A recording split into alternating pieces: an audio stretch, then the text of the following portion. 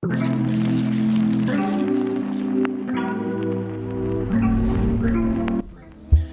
we are back.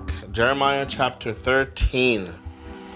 God told me, go and buy yourself some linen shorts, put them on and keep them on. Don't even take them off to wash them. So I bought the shorts as God directed and put them on. Then God told me, take the shorts that you bought and go straight to Perath and hide them there in a crack in the rock. So I did what God told me and hid them at Perath. Next, after quite a long time, God told me, go back to Perath and get the linen shorts I told you to hide there. So I went back to Perath and dug them out of the place where I had hidden them. The shorts by then had rotted and were worthless.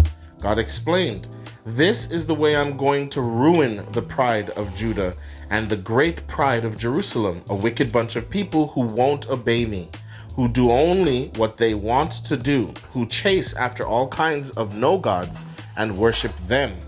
They're going to turn out as rotten as these old shorts, just as shorts clothe and protect. So I kept the whole family of Israel under my care, God's decree, so that everyone could see they were my people, a people I could show off to the world and be proud of. But they refused to do a thing I said. And then tell them this, God's message, personal from the God of Israel. Every wine jug should be full of wine. And they'll say, of course, we know that. Every wine jug should be full of wine.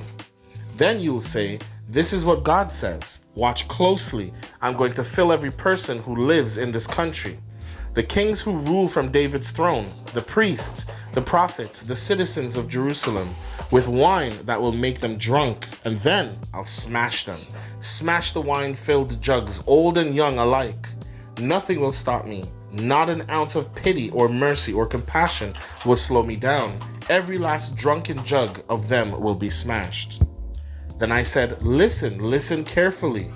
Don't stay stuck in your ways. It's God's message we're dealing with here. Let your lives glow bright before God, before He turns out the lights, before you trip and fall on the dark mountain paths. The light you always took for granted will go out and the world will turn black. If you people won't listen, I'll go off by myself and weep over you. Weep because of your stubborn arrogance, bitter tears. Rivers of tears from my eyes, because God's sheep will end up in exile. Tell the king and the queen mother, come down off your high horses. Your dazzling crowns will tumble off your heads. The villages in the Negev will be surrounded, everyone trapped, and Judah dragged off to exile. The whole country dragged to oblivion. Look, Jerusalem, look at the enemies coming out of the north. What will become of the flocks of people, the beautiful flocks in your care? How are you going to feel when the people you've played up to look up to all these years, now look down on you? You didn't expect this. Surprise. The pain of a woman having a baby. Do I hear you saying, what's going on here? Why me? The answer is simple. You're guilty, hugely guilty. Your guilt has your life endangered. Your guilt has you writhing in pain. Can an African change skin? Can a leopard get rid of its spots? So what are the odds on you doing good? You who are so long practiced in evil. I'll blow these people away like wind-blown leaves. You have it coming to you. I've measured it out precisely, God's decree. It's because you forgot me and embraced the big lie. That so-called God, small g, Baal. I'm the one who will rip off your clothes, expose and shame you before the watching world. Your obsessions with gods, and more gods, lowercase g, your goddess affairs, your god adulteries, lowercase g, gods on the hill, gods in the fields, lowercase g. Every time I look, you're off with another god, lowercase g. Oh, Jerusalem, what a sordid life. Is there any hope for you? Jeremiah chapter 14. God's message that came to Jeremiah regarding the drought. Judah weeps, her cities mourn. The people fall to the ground. Moaning, while sounds of Jerusalem's sobs rise up. The rich people sent their servants for water. They went to their cisterns, but the cisterns were dry. They came back with empty buckets, wringing their hands, shaking their heads. All the farm work has stopped. Not a drop of rain has fallen. The farmers don't know what to do. They wring their hands. They shake their heads. Even the doe abandons her fawn in the field because there is no grass. Eyes glazed over on her last legs. Nothing but skin and bones. We know we're guilty. We've lived bad lives, but do something, God. Do it for your sake. Time and time again we've betrayed you, no doubt about it. We've sinned against you. Hope of Israel, our only hope. Israel's last chance in this trouble. Why are you acting like a tourist? Taking in the sights, here today and gone tomorrow. Why do you just stand there and stare like someone who doesn't know what to do in a crisis? But God, you are, in fact, here with us. You know who we are. You named us. Don't leave us without a leg to stand on. Then God said of these people, since they love to wander this way and that, never giving a thought to where they were going, I will now have nothing more to do with them except to note their guilt and punish their sins. God said to me, don't pray that everything will turn out all right for this people. When they skip their meals in order to pray, I won't listen to a thing they say. When they redouble their prayers, bringing all kinds of offerings from their herds and crops, I'll not accept them. I'm finishing them off with war and famine and disease. I said, but Master, God, their preachers have been telling them that everything is going to be all right. No war and no famine. There's nothing to worry about. Then God said, these preachers are liars, and they use my name to cover their lies. I never sent them. I never commanded them, and I don't talk with them. The sermons they've been handing out are sheer illusions, tissues of lies, whistlings in the dark. So this is my verdict on them. All the preachers who preach using my name as their text. Preachers I never sent in the first place. Preachers who say war and famine will never come here. These preachers will die in war and by starvation. And the people to whom they've been preaching will end up as corpses, victims of war and starvation, thrown out in the streets of Jerusalem unburied, no funerals for them, or their wives or their children. I'll make sure they get the full brunt of all their evil. And you, Jeremiah, will say this to them.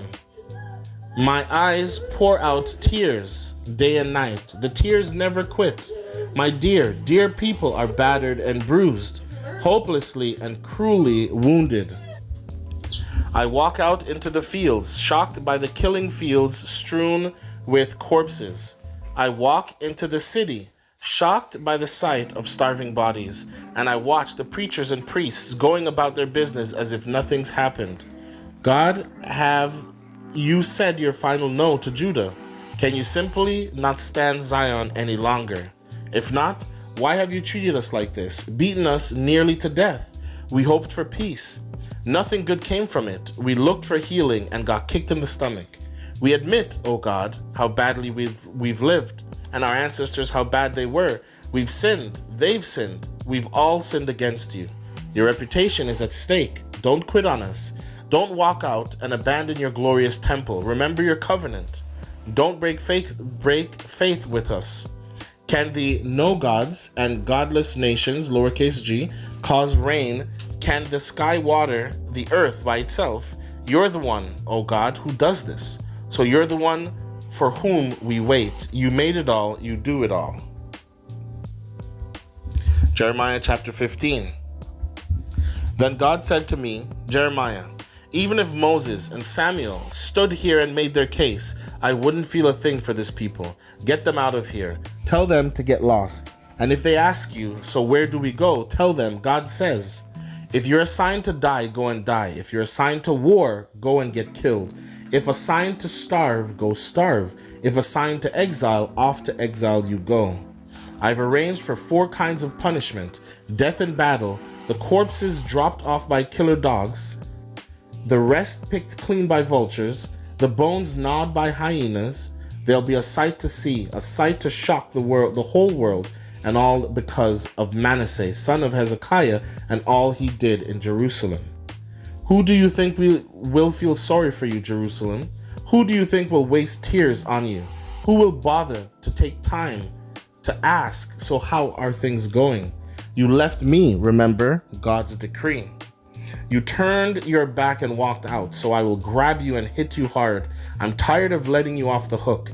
I threw you to the four winds and let the winds scatter you like leaves. I made sure you'll lose everything. Since nothing makes you change, I created more widows among you than grains of sand on the ocean beaches. At noon, mothers will get the news of their sons killed in action. Sudden anguish for the mothers, all those terrible deaths. A mother of 7 falls to the ground, gasping for breath, robbed of her children in their prime. Her sun sets at high noon. Then I'll round up any of you that are left alive and see that you're killed by your enemies, God's decree. Unlucky mother, that you had me as a son, given the unhappy job of indicting the whole country. Indicting?